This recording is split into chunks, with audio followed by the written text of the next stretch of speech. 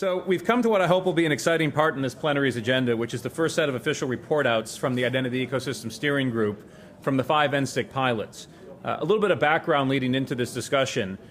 Support for pilot projects has always been a key component of the public-private partnership that was called for in the NSTIC.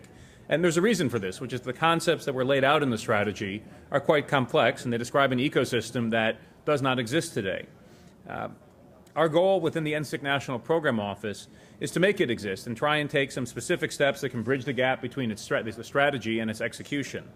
Pilot projects are one of the best ways to get from the theoretical to the actual.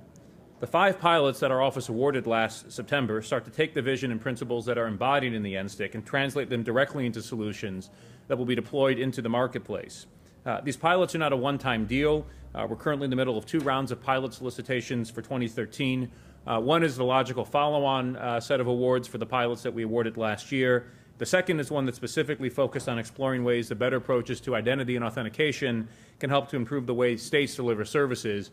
The reason for the specific focus of that second one is it's actually funded by a separate pool of dollars from our own appropriation at NSTIC from a White House program called the Partnership Fund for Program Integrity Innovation.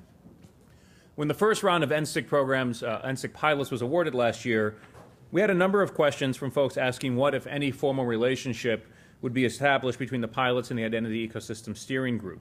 There were a number of members of the steering group that asked if they could have some sort of a formal oversight role over the pilots, and the answer there was no.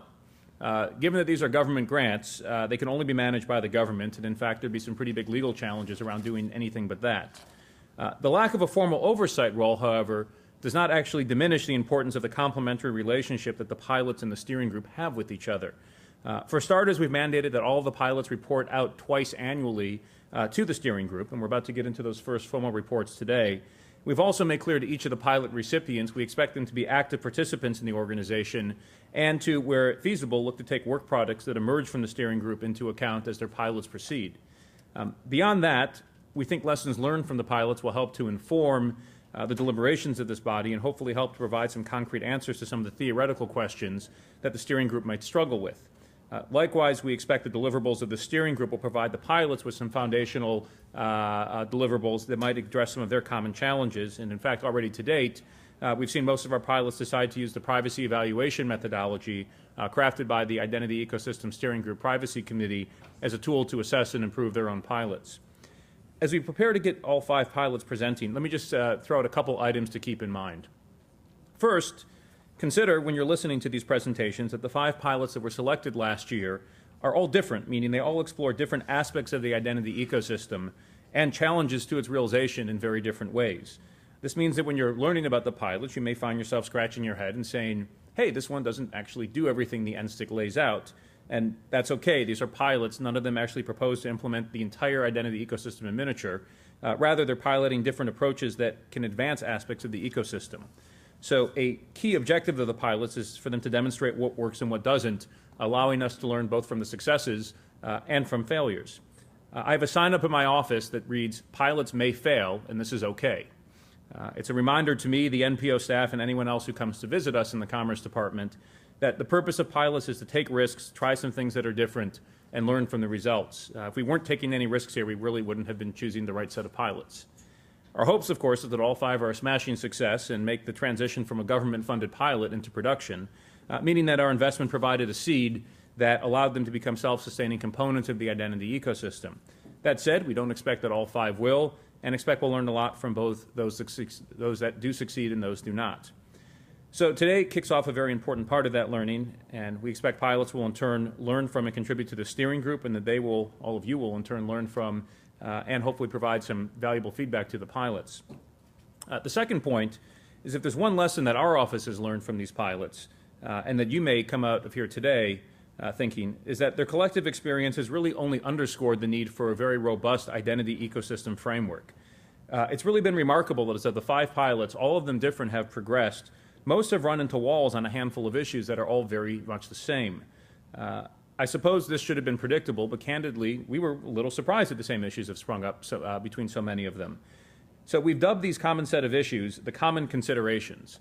And over the last few weeks have aggregated them and put up a number of blog posts on the NSTIC blog as well as invited stakeholders to start discussing them both there as well as on the Identity Ecosystem Steering Group's website in the discussion forum.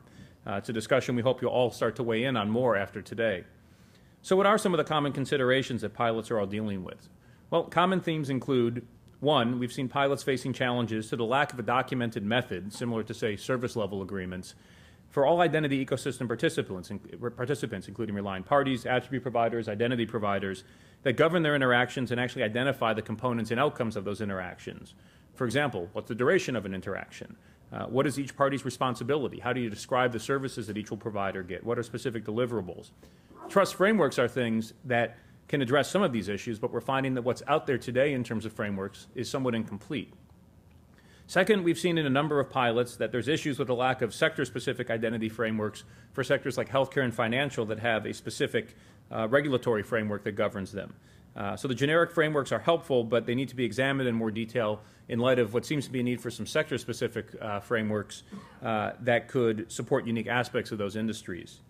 Third, I think we've seen a lack of standards regarding relying party risk assessment processes that have vexed some of the RPs that are participating in the pilot when it comes to actually sorting out the appropriate strength of credential that's needed for a transaction.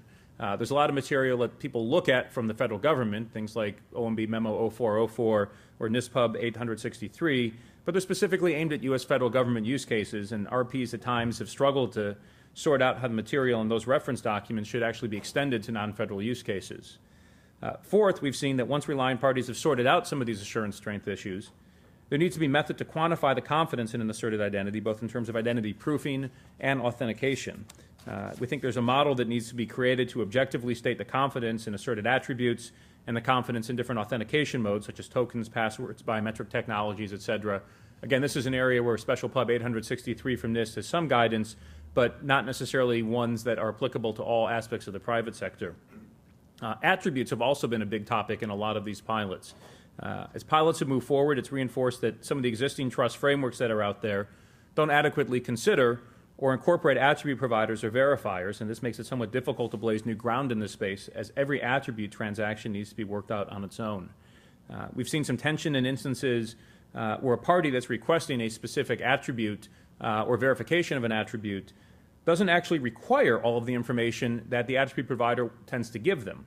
But the attribute provider insists on giving all of the information that's available anyway, and the requesting party doesn't really have any way to request or receive less.